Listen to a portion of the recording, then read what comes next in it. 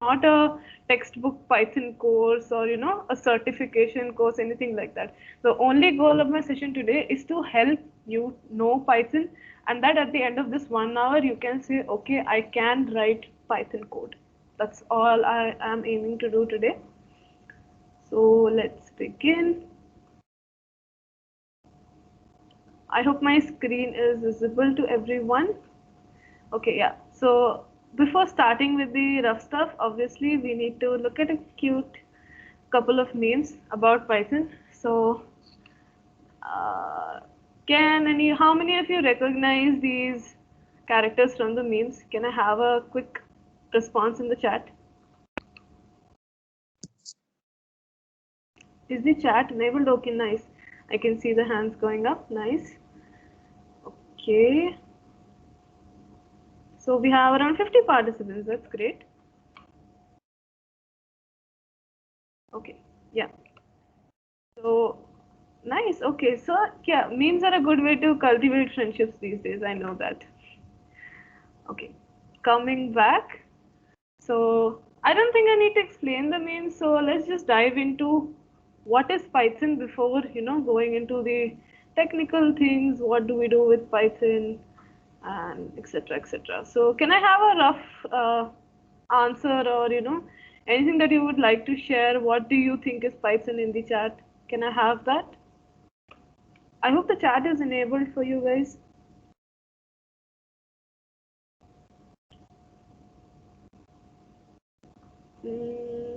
Can one of you just confirm?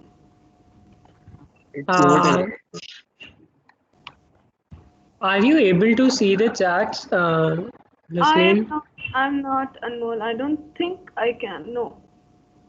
Okay, all right. I'll try to figure that out in a minute or so. All Uh, right. So I'll continue in the meanwhile. Okay. So coming back to, let's minimize this. Yeah. So coming back to what is Python? Well, to put it very simply, I can just describe Python in a few words. It's a high level programming language, first of all. I hope everyone here is aware of the difference between high level programming languages and low level ones. So that's one of the things that can be used to define Python. The second thing, what is Python? It is an interpreted language. We will see what this means when we start with the main thing, interpreted language. The next thing that we need to know, it is a multi-purpose language. Multi-purpose, what do we mean by that? It can be used for making games, it can be used for making codes, scripts, automation purposes. Lots of things can be done with Python. Next, it's a dynamically and strongly typed language.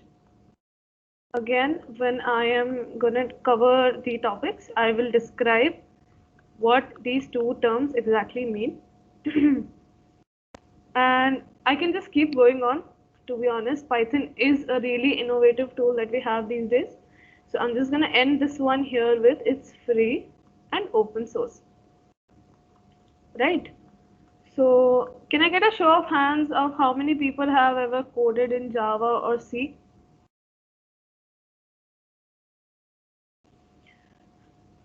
Okay, I see 17 hands.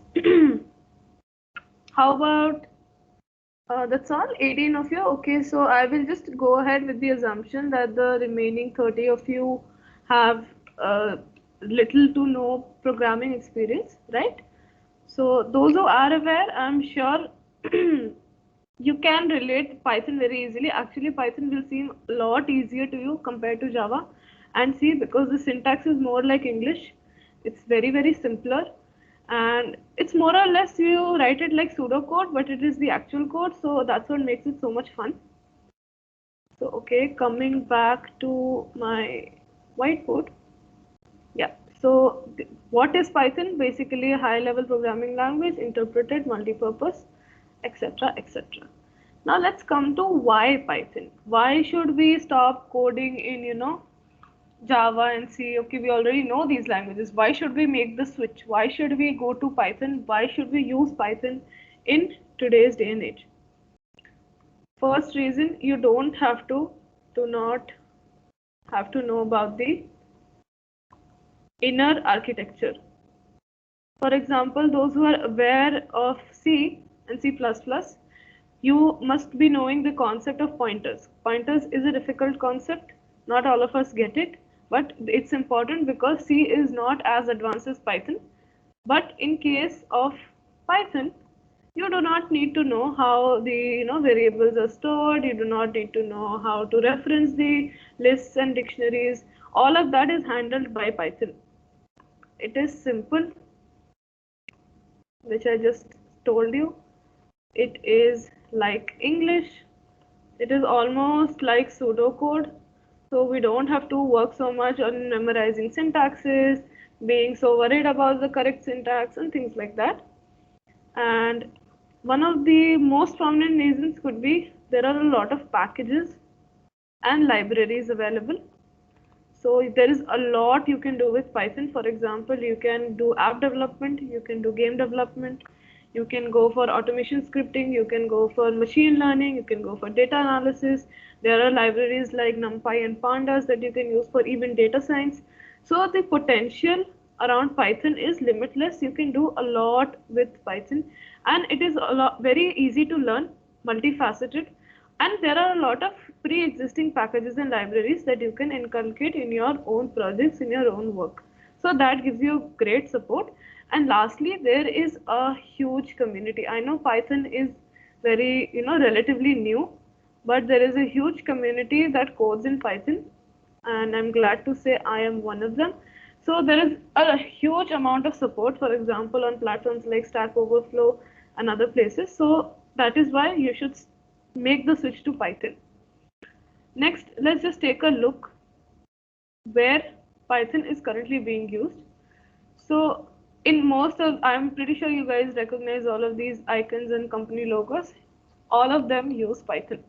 So if you want to, have a good career in development, being a software developer or a software engineer, you should think about switching to Python at this moment. So coming to our main thing, let's start with that. It's almost 8:45, so we have another 45 minutes. Let's see how much we can cover. I will also be coming in tomorrow, so even if we are left with a bit, we can take it up tomorrow as well. So as you can see, Python is actually named after the British comedy group Monty Python. I hope some of you are aware of Monty Python. Really fun, they're kind of the Beatles of comedy. So check them out if you haven't already. So over here, as you can see, this is a very simple Python code. What is happening over here? Name is the variable. Name has been assigned a string Python, right? Python double quotes. And we have used if. What is if? If is a conditional. What does a conditional mean? Conditional is basically a statement that you use to check something, to find out something, to check if the condition is satisfied or not, right? That's the simplest way you can think of an if statement. So what we have done, we have compared if the name is equal to Python. So just take a look at the syntax. If usually ends with this colon sign. So if the name is equal to Python, okay, I missed a double quotes here. So if this is true, double equal to means if it's true, print I love Monty Python. Else means if the condition is not met, what to do? Print Monty Python who. So that's all that's happening over here. So over here you can easily identify print is the output operation. So obviously whenever we work with a programming language, we need to have input output methods, because output is what the computer gives us and input is what we as a user give to the computer. So that is the primary goal, first to learn how to give data and how to get the data. That is the main thing when it comes to any programming language. So for giving output, we simply use print in this way. Syntax, as you can see, very easy. So as you can see, Python is popular for its simplicity and readability. I mean, any of you who probably don't have any coding experience also can just take a look and clearly get a small idea that what is going on, what is this piece of code doing. So that is the beauty of Python. Now coming to what I'm going to cover today, we're going to talk about the basics, variables, data types, comments, built-in functions, operations, etc. I'm going to quickly skim over those because first of all, they're really easy. Second of all, a lot of you are familiar with other programming languages, so the concepts are more or less the same. There's not much difference. These are the basic concepts, they don't change a lot. Next, we have conditionals and loops in Python. Again, they bear similarities to other programming languages. So we'll take a look at this, how Python is a little bit different than other languages. Next, we'll talk about data types in Python in depth. Now, the data types of Python actually make Python very unique because it's not limited, and we can use them in very, very different ways than we usually use an array or a string or a character. We can manipulate them in a lot of ways that other languages don't really allow us to do. That is the beauty of Python. That is how you can get really efficient code when you work with Python. So mainly in data types, we're going to talk about lists, dictionaries, and strings. These are sets and tuples are not used too much. So these three are the main ones that I will be covering today. And lastly, we're going to talk about the functions in Python. Functions also, we'll see when it comes to that, what does the function exactly mean, what it does, etc. So to talk about the basics, what is a variable? I'm sure most of you will be able to answer that. Okay, I see the chat is not there. Fine, no worries. Maybe towards the end we can have a conversation. Yeah. So coming back, basically a variable is nothing but a short name or a more. It can have a more descriptive or a short name in Python. And a variable is nothing but a very named memory location. For example, you want to store a number 10. So you can have a variable x equal to 10 and that's it. That is your variable. And the unique thing over here is that in most other programming languages, we usually have to define the data type. We have to call it int x, or we have to call it the float x, things like that. But in Python, you need not have to, define the data type right in the beginning. So that makes the language dynamically typed. So this is what dynamically typed means. That when you're actually programming that into the IDE, you don't really, make things certain or fixed right in the beginning like we do in other languages. The value of x can be changed. The variable x can take a different form. It can become a float or a double or an int or a character in any part of the program. So that is what we mean by dynamically typed. Next, like I said, we will be focusing more on lists, dictionaries, and strings. So list is nothing but it's like an array. We can also have 2D lists, but that's a little advanced concept. So we'll just be covering basic lists in today's session. Next, we have something unique. It's not an array. It's not a string. It's known as a dictionary. So a dictionary basically has a key value pair. What does this key value pair means? It basically means that at one index, there are two values. Two values meaning if I want to say age and if I want to put my age, which is 21. So this is the key and this is the value of the key. So key is age, value is 21. So in a smaller spectrum, this might not seem like a big deal. But when we are working with bigger problems, when we are solving interview questions, when we are doing data structures and algorithms for placement sessions, then in those cases a lot of difficult problems can be solved using dictionaries and lists. Dictionaries especially because of this key value pair logic.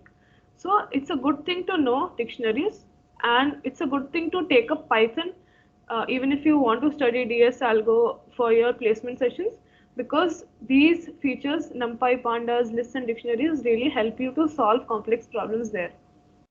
Next, we have tuples and sets. I'll quickly skim over those, what they mean, what they do. They're not really useful, but yeah, Python offers them. Next is string. String is basically an array of characters, which is similar to what we know about string from our previous experiences. Okay, coming to comments. Comments, we use them to explain the code, make the code readable, can prevent execution also. So you can block out sections of codes with the comment feature. Comments are usually useful and they're usually encouraged, because when you're working and when you are, actually a professional developer, it's not just you who is reading the code, right? You might be collaborating with a lot of people and working on a same product. So putting comments is a really good habit, because the comments describe what you're working on. For example, if I'm finding a prime, if I'm finding whether the number is prime or not, I will put a comment to find prime or not. So whoever reads my code, they will know at the first glance what we are doing in this program, or what we are doing in this code snippet. We are trying to find whether it's prime or not. So comments are a really good practice and that everyone should follow. Next, we are going to talk about built-in functions in Python. So as the name suggests, built-in, that means already existing or predefined. पहले से है उसमें. We don't do anything. We have them built in, and then Python offers these built-in functions to us to perform several tasks. For example, if you have learned programming in school level, or if you're from ICSE board, we used to have this program. Okay, count the number of characters in a string and things like that. We used to write a for loop, count it one by one by traversing the loop, have a counter, increment the counter, and then give the answer that okay, we have these many characters present in a string. So for that, Python does not want you to bother so much, because it's a simple logic. It has a built-in function called len. If you pass a list, it will tell you the length of the list. If you pass a string, it will do the same. Similarly, we have sorted function. If you want to sort it alphabetically, you can use the sorted function. If you want to solve the numbers in ascending or descending, again you can use this sorted function. So similarly, there are a lot of other functions that are already pre-existing. You don't have to break your head over it. They are available. Look them up, use them in your program efficiently, because that will not only save your time, it will make your code cleaner. You'll write less amount of code, your code will be faster, and that will give you room to actually think about the bigger problems. Because when you're actually working, or when you're sitting for an interview, you won't be asked basic logics like this, right? So to eliminate the redundancy of working in these basic logics, you should go for the built-in functions that are there. So over here I've included a list. So it's a pretty big list. You can go through them whenever you can. So that is all about built-in functions. Next, we have arithmetic functions. Again, arithmetic functions, like I told you, same as the arithmetic operations in mathematics, they follow the BODMAS rule: bracket, off, division, multiplication, addition, and subtraction. Off can be exponent also. So you have to follow this order. Similar to mathematics, it's the same in Python as well. Now, to talk about other types of operators that we have logical operators, relational operators, bitwise operators. So what are relational operators? They are greater than, less than, greater than, equal to, greater than, equal to, less than, equal to, not equal to, etc. Bitwise actually works with, we have the way the variables get stored. We have something called binary digits, we have something called hexa digits, octal digits, right? So in those number systems, there might be, and usually the data that we put in there, it gets stored in something called, that looks like this. So 1 byte, if you remember, this is like really elementary stuff. 1 byte is 8 bits is equal to 1 byte. So it is 0, 1, 2, 3, 4, 5, 6, and 7. So 8 bits make up 1 byte. So the manipulation of these bits is bitwise operators. Bitwise operators is again a little advanced topic, but it's good to know the term. You can, like as a beginner, you don't need to know the bitwise operations, but yeah, this is what 8 bits is equal to 1 byte. This is what it looks like, and the manipulation of these bits comes under the bitwise operations. So that brings us to the end of the basics part. I know I went a little fast, but I guess most of you were able to catch up. Does anyone have any questions? Can the rest of you put down your hands so that I can just take questions really quickly? Any doubts, any questions?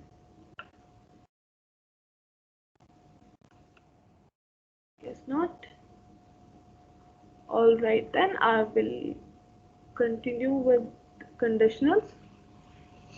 So even conditionals in Python are really simple.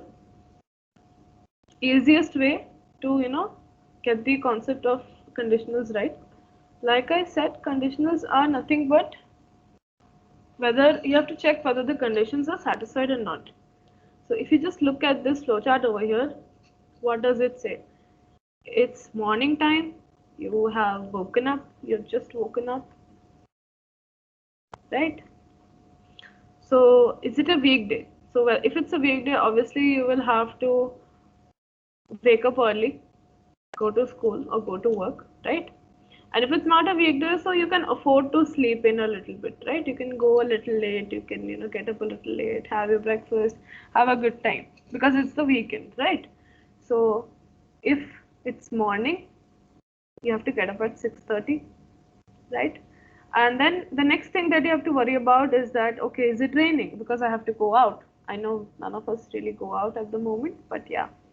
So if you have to check whether it's raining or not. So if it's raining, if the answer is yes, so you either have to wear a raincoat or carry an umbrella. And if the answer is no, then it's sunny and you can go out just like that. You don't have to worry about that, right? Now, if you look at the other half of this tree, if the answer is no, that no, it's not a weekday, you can afford to get up late. You don't have to get up at 6:30. Do you need to go outside? So, for example, you're living alone at your hostel or your college, and do you want to go out and get lunch with your friends, right? So, if you have to go out, you have to get dressed up. If not, then you can stay in your PJs. So, that's the basic way you can imagine any situation to be. So, any mathematical problem or any coding related problem that you're going to sit down and try to solve, your main goal should be trying to simplify the problem, break it into steps like this, so that you can logically start coding it using the conditionals or using the features of Python or using the available, programs of Python. So what are we doing over here? So if I have to convert this flowchart into an if else, what will I do? If, for example, morning is a Boolean variable, right? Morning. Okay, now let me just take a different pen. This is not looking so easy to understand. Yeah, let me just write it over here. So if morning is equal to true, right? So if it's morning, so yes is the true part, no is the false part. So if it's true, let's print get up, right? And if I'm not, it's not a weekday and I don't want to get up, so we will use the else part for it and we will print don't get up, right? I'm just simplifying it and trying to help you understand how you can actually frame out logic and conditionals using just a simple flowchart like this. So similarly, if you want to code this entire thing, you will have to use something called nested if else. But if you just want to check whether it's morning and whether you should go out or not, then you can just use one if. So let's just stick with one if since we are just starting off.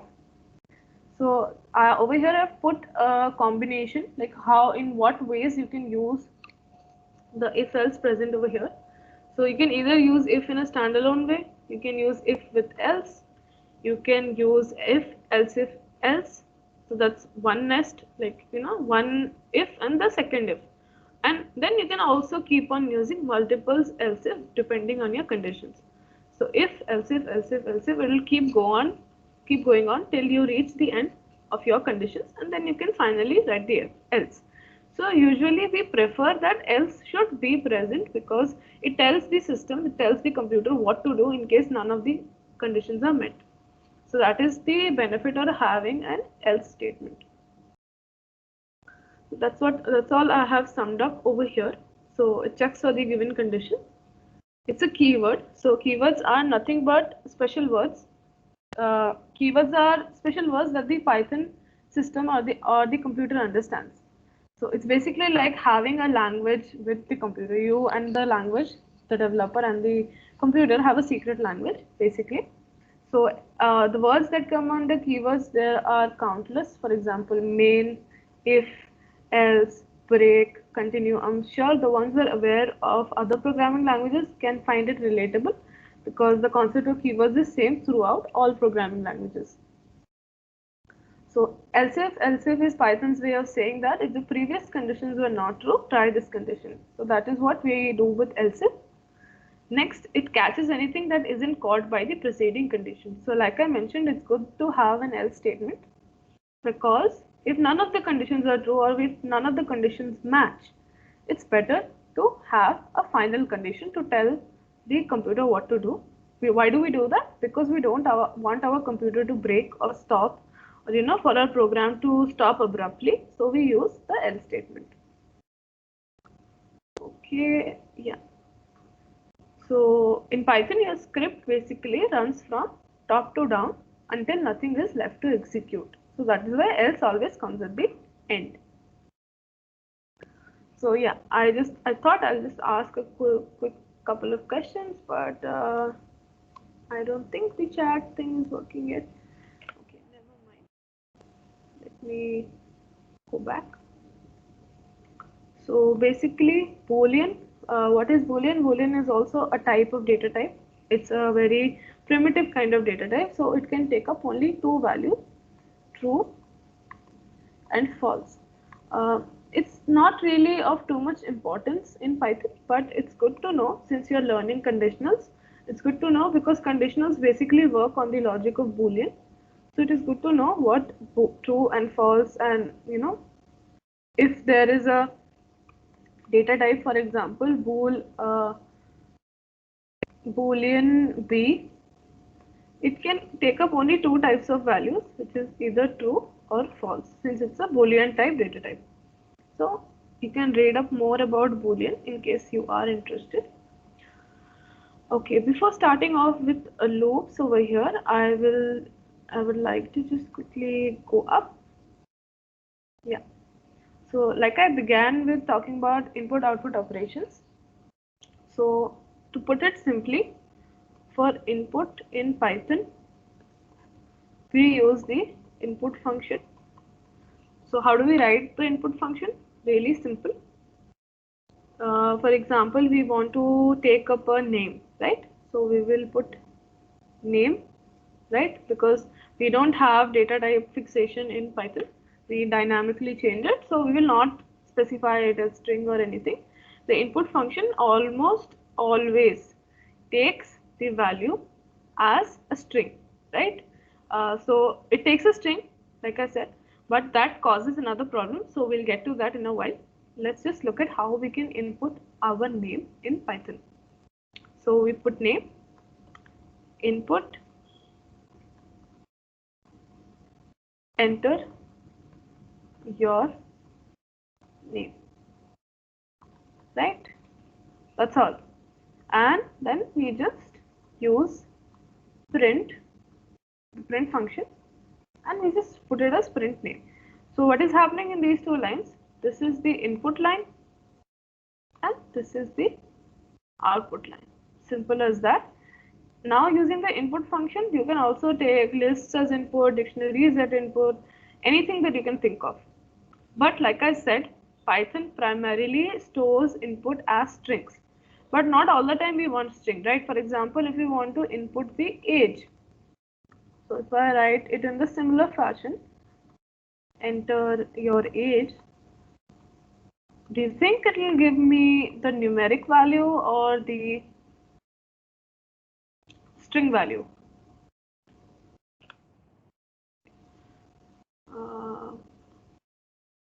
or what we can do is, I'll quickly open a new script over here.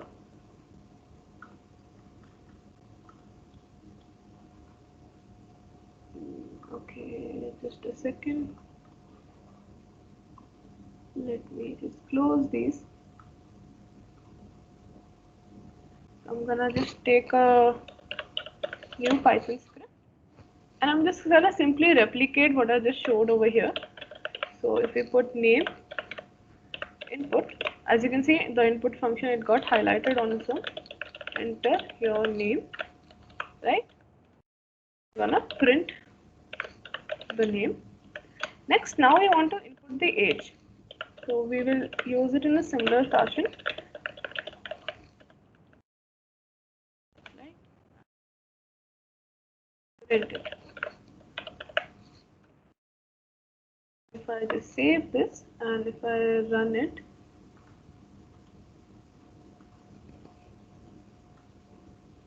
it's asking me enter your name. So I'm going to enter my name, printing my name, and then I input my age.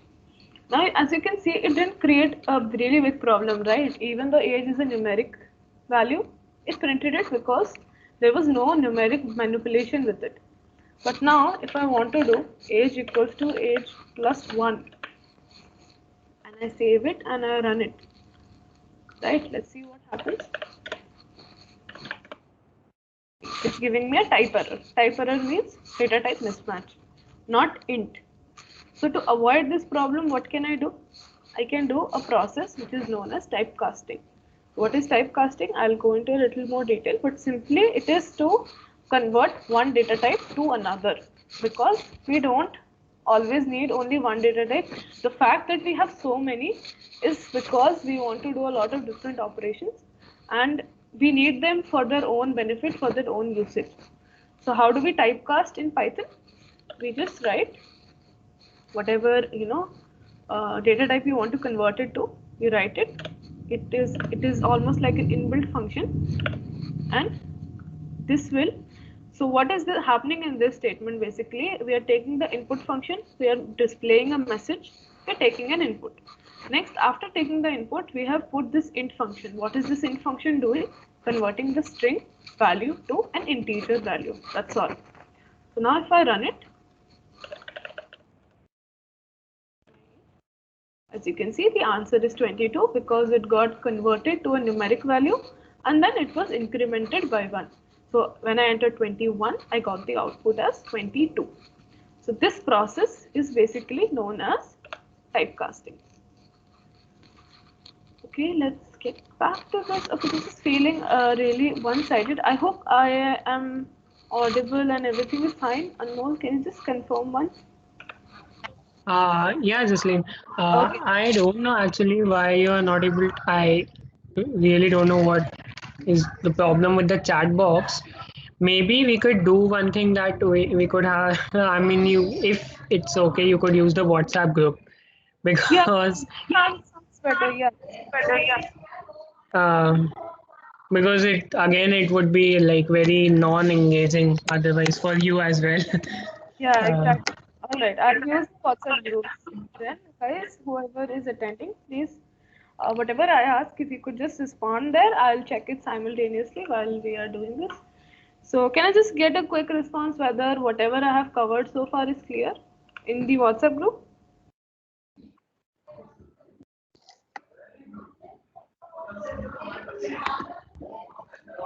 Yes, clear, clear. Okay. All right.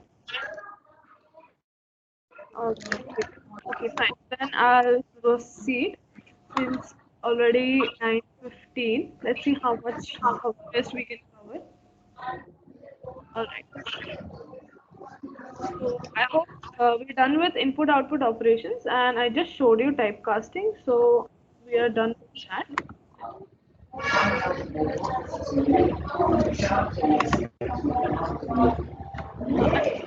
And muting your screen. Thank you. so sorry. No worries. Yeah. So coming back to loops. So what are loops? Loops is nothing but the best way, the ultimate way to repeatedly execute the same code.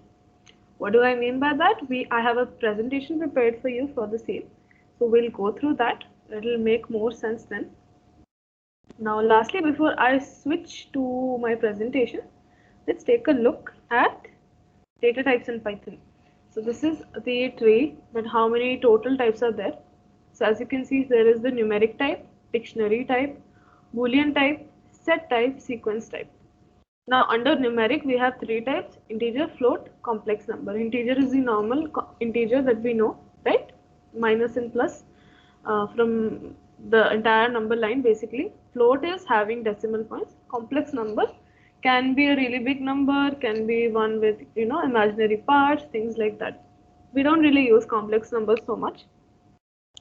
Next, we have a dictionary. Like I told you earlier, the key value pair concept. So dictionaries cover that. Boolean, I just covered that, the true false data type. Basically, that's enough for now. And then we have the set type, and then we have something called the sequence type. So under the sequence type, what do we have? We have strings, we have tuples, and we have lists. So lists and dictionaries and strings. I keep emphasizing on this because they are the most important ones. So it's good to be thorough with them. Now next, let's see why set and tuple are existing in Python, but we don't really use them. So first of all, tuples are ordered and changeable. What does ordered means? That their sequence or their order or their chronology is the same. It does not change. They are very fixed. So what does that mean? It means we cannot change, add, or remove items. So as you can see, unchangeable, right? So we cannot do any of the operations. Cannot do any data manipulation operations. We cannot do insertion, deletion, none of that when it comes to tuples, and as well as sets, right?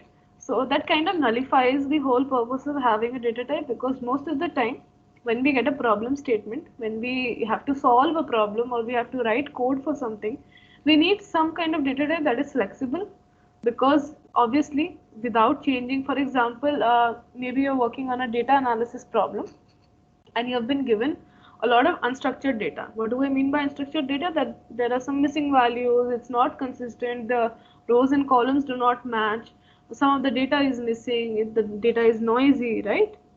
So now imagine that that unstructured data is fixed.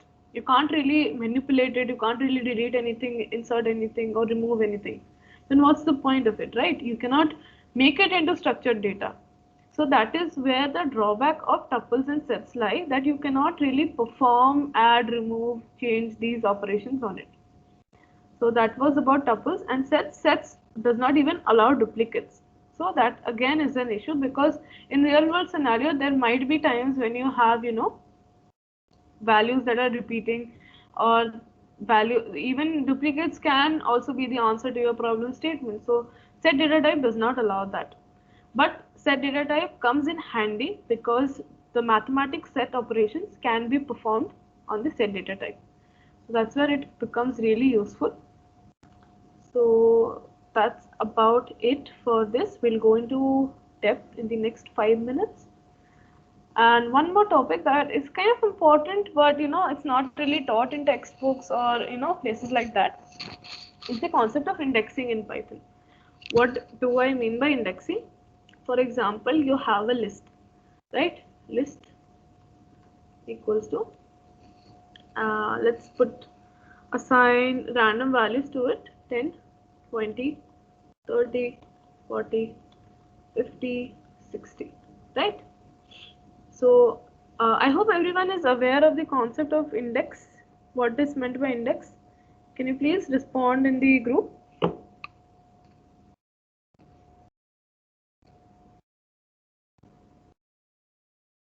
Yes, yes, okay, I see 2 yeses.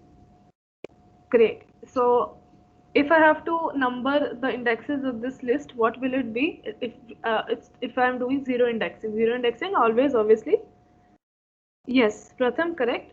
So the position of 10 will be 0, 20 will be 1, 30 will be 2, and so on, right? So these are the index values of the elements of the list.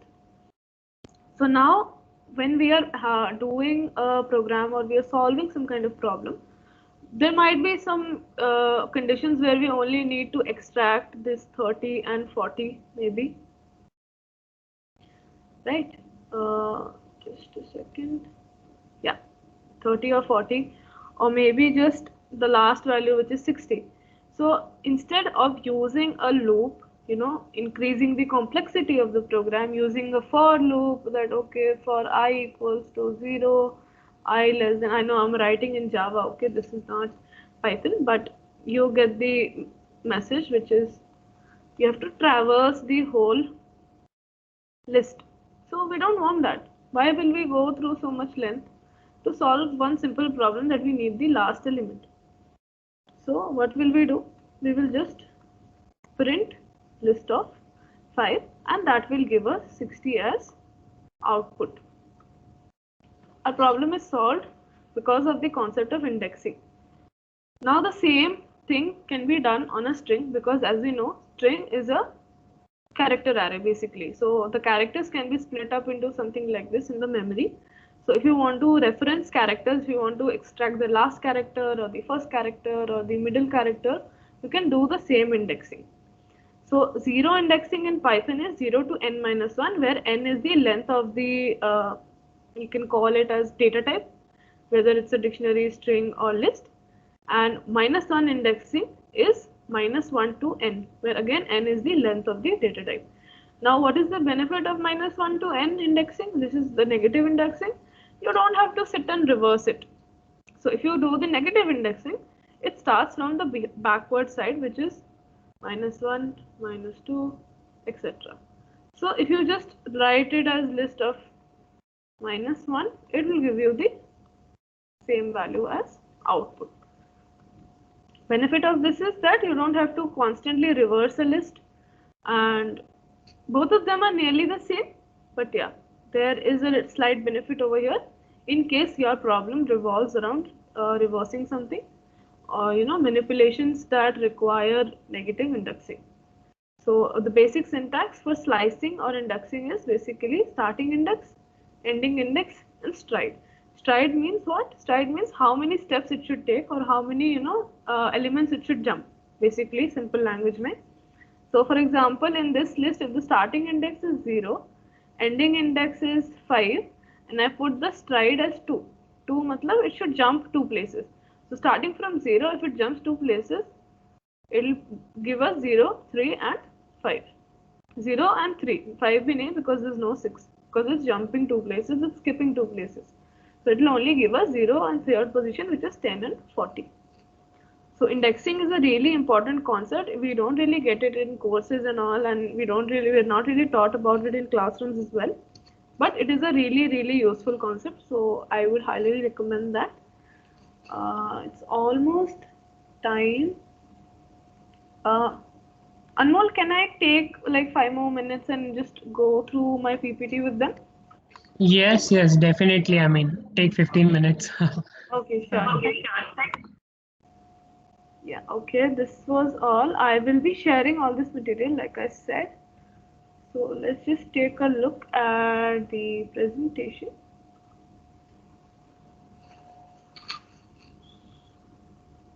Okay. So like I mentioned in the beginning, a small breather or a break. I have put some more Python memes for you guys. So why is this not full screen? Just a okay, never mind. So I added a couple of memes for you guys. So I'm pretty sure the C and Java people can relate right now. When you switch to Python, you don't really require all these things, right? Indentation. I haven't covered this yet, but indentation is really, really, really important in Python, because we don't have the concept of brackets. We don't have the concept of code blocks as such. So indentation, that means spacing, is the code block, is the bracket that we have. So as you can see over here, I haven't done indentation because these were linear statements. For example, if I'm supposed to write an if statement,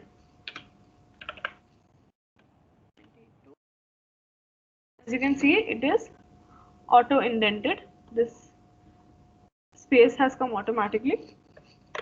So that is why indentation is important.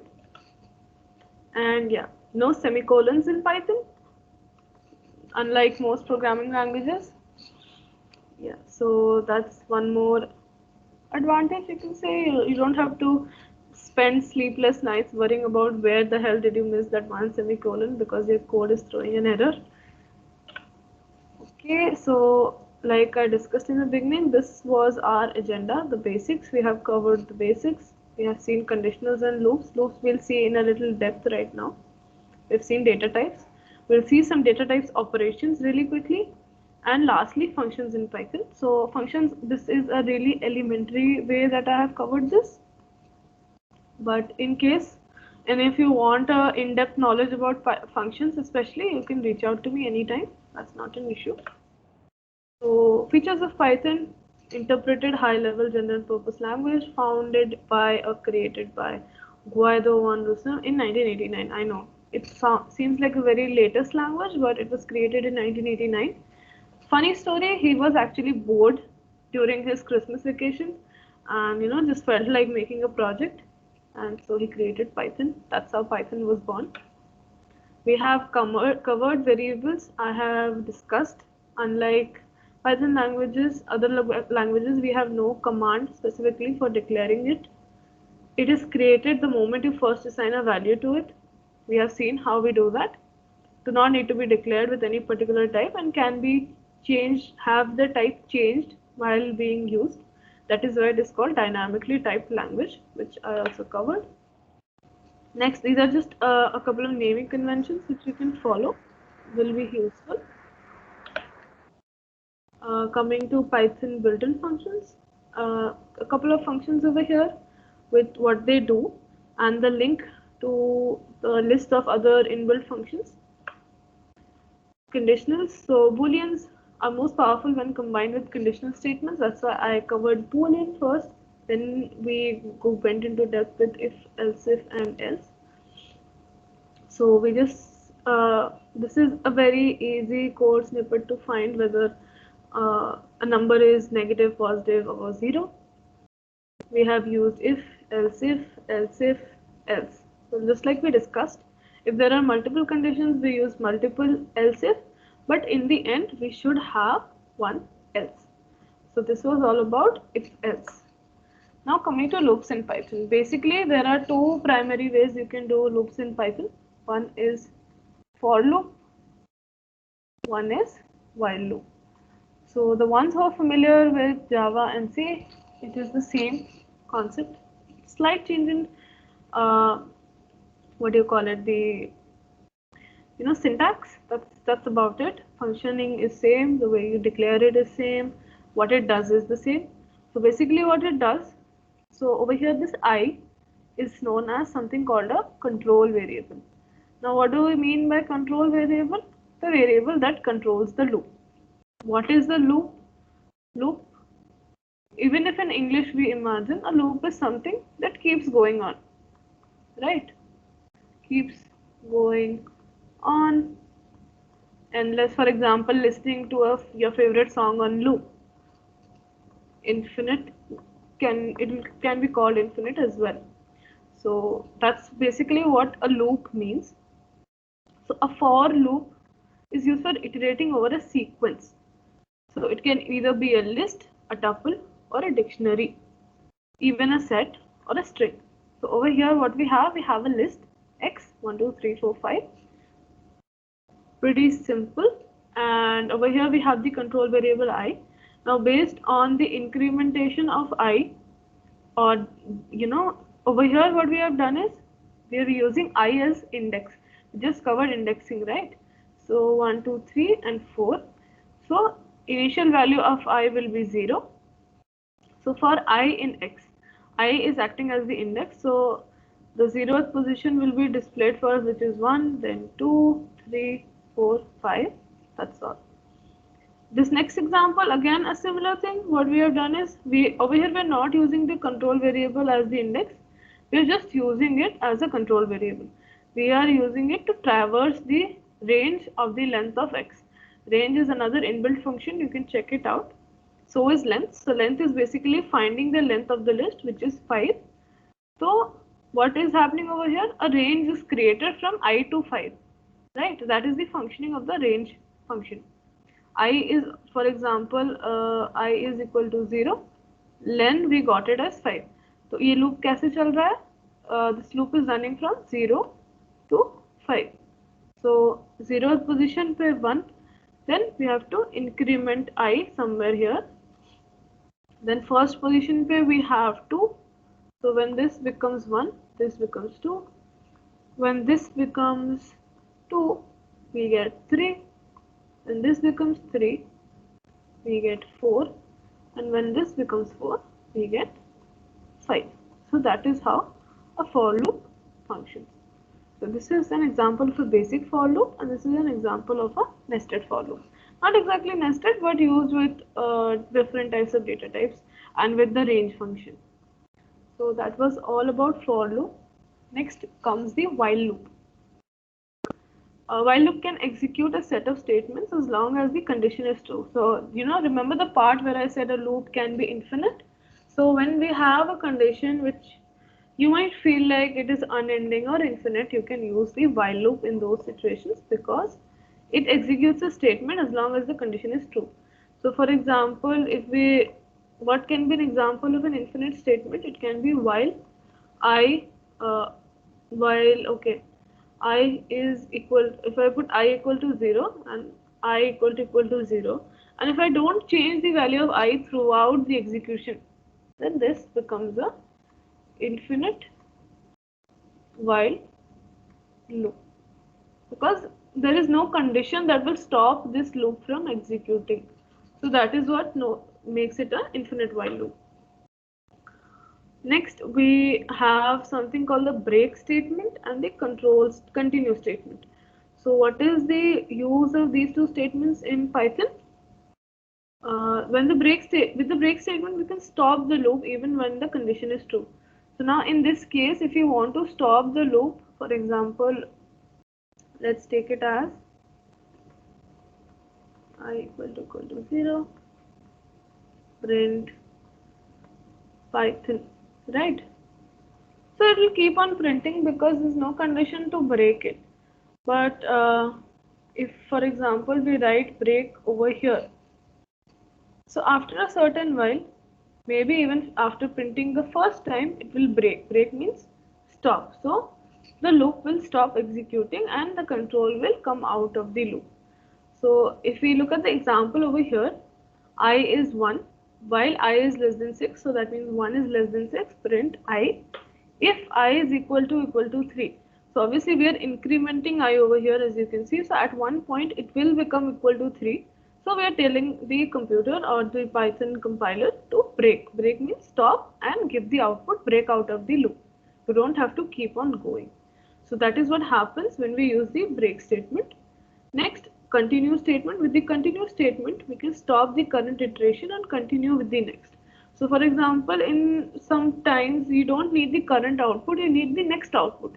You don't need, if for example we substitute this continue over here with break, so this won't break the loop. The loop will actually go on to the next iteration, which is I equals to 4. So to force the next iteration, sometimes we use the continue keyword. So break and continue are both keywords that we use with the while loop. So are the loops clear? Can I get confirmation in the WhatsApp group?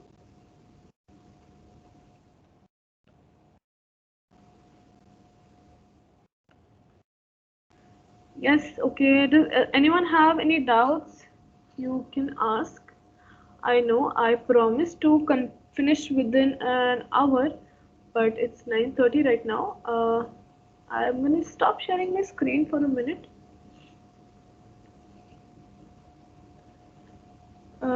Not for today. Ganesh, what do you mean by that?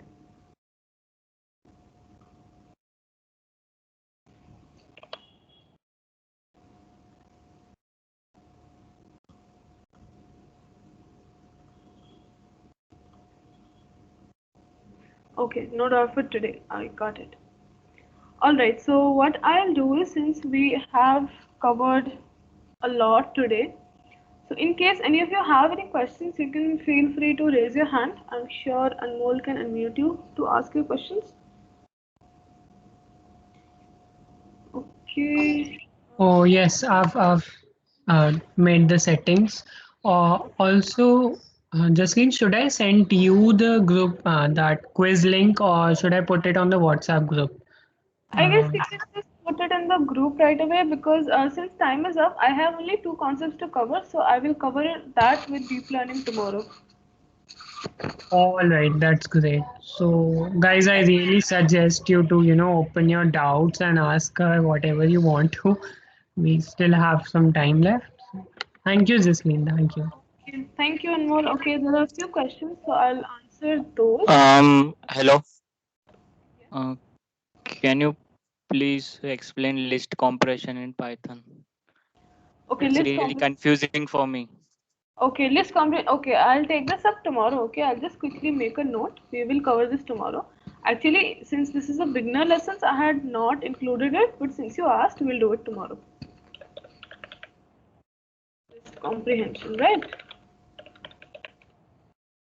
Okay, so what is the difference between an interpreted language and compiled language? See, the basic difference between those two is that in case of interpreted language, it reads statement by statement. So it only reads one statement at a time.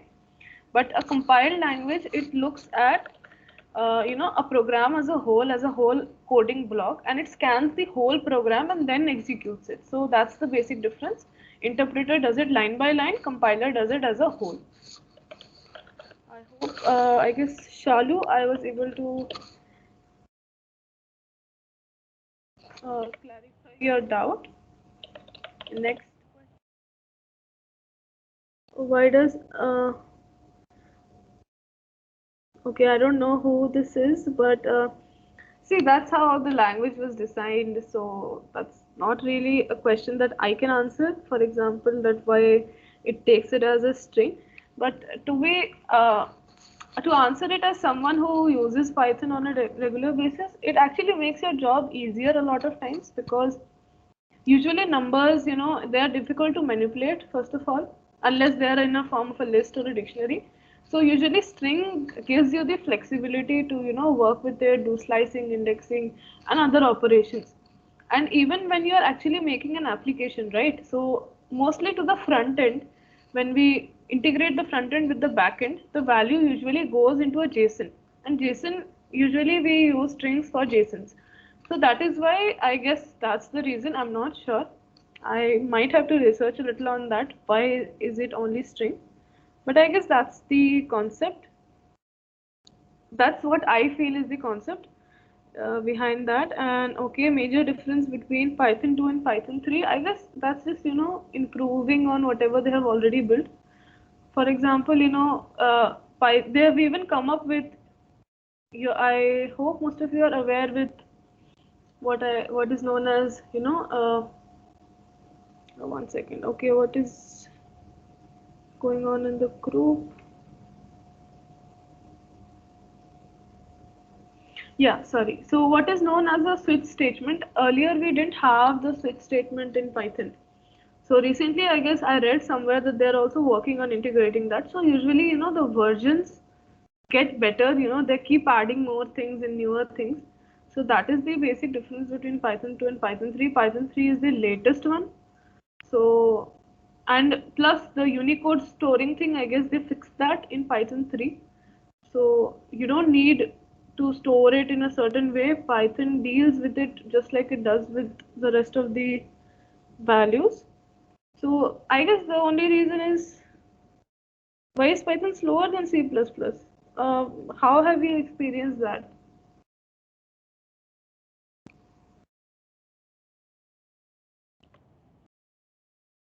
I think I will disagree with that statement. Python is slower than C++. I don't think so. Actually, ma'am, during execution, we have seen that Python is slower than C++, and when I researched it on net, it shows that C++ already compiled the code, so it is much faster than Python, whereas Python actually go Are you line by talking? line.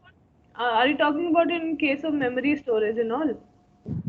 Means in execution also, means if you will see on big program, Mhm. the same program written in, then it is found that C++ is more faster than Python because it first compiled the whole program, so the whole According to program is. what you're trying to say. Yeah, so C is a compiler-based programming language and Python is an interpreted language. So yes, it is slower in terms of that the memory, wherever you store the variables, they take time to fetch it. So that is what you can say by slower. But actually when you do, data analysis using NumPy, Pandas and those kind of libraries, it even works faster than Excel. So Python, even it's even better than our programming language to be honest. So Python can do numerical calculations and data analysis really, really fast. So, but yes, in case of memory fetching and memory storage and in time of execution, like the exact execution time, it is slower than C++ for the same reason that Python is an interpreter based language and C++ is a compiler based language. I hope that covers your doubt. Does anyone else have any questions? Okay, so I'll just quickly share my contact information in the group. Contact me if you feel like it. We'll be meeting again tomorrow. So I will finish the rest of Python Essentials tomorrow and we will start off with deep learning. So I will cover only the initial modules of it, but yes, we will be doing that tomorrow. Does anyone have any questions? Any doubts? Any questions?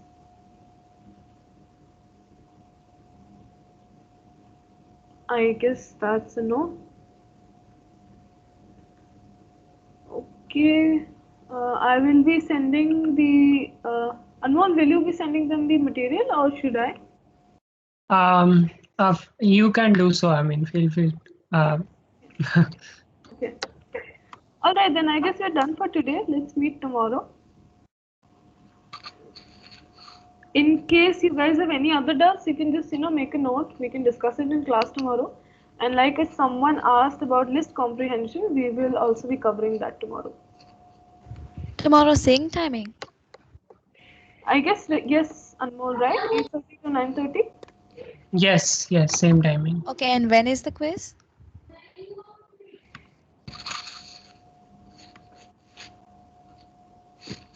The quiz, I'll send it right now, just after the session. So just feel free to do so. Like just it's just for your understanding purposes. So I guess that is it. Thank you so much, Jasmine, for taking out time. It's so tough in this online. Um, I you don't know. want anyone. All right, guys. So should we end this? Yes, let's wind up. Good night, everyone. And don't forget to register yourself to get vaccinated tomorrow. Okay, then. Oh, Bye. See you, everyone. Bye. Good night. all Good right. night. Good Bye. night. Thank you, Bye. guys. Thank you so much. Thank you.